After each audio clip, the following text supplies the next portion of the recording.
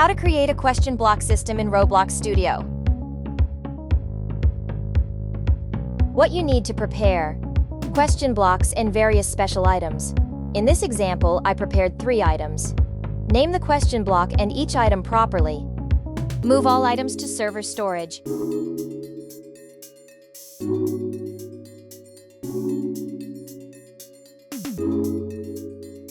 Add a script to server script service.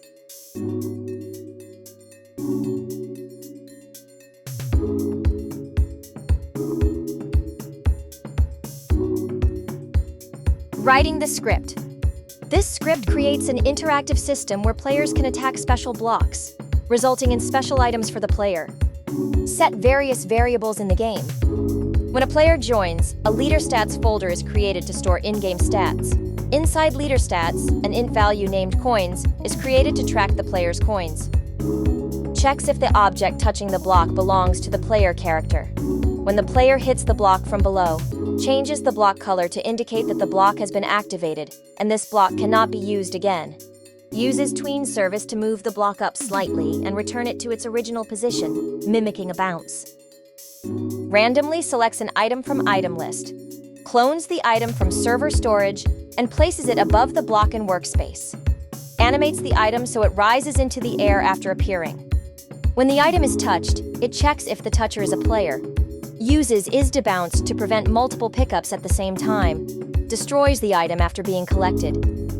Applying item effects to the player. Speed boost temporarily increases the player's walking speed. Jump boost temporarily increases the player's jump power.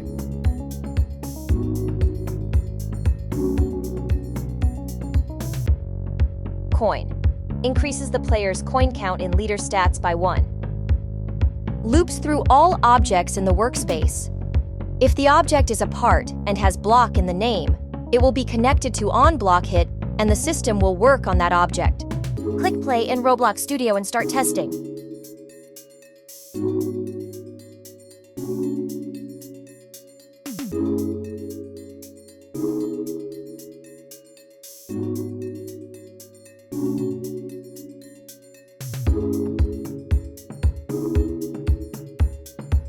When the script works, you can duplicate the additional question block.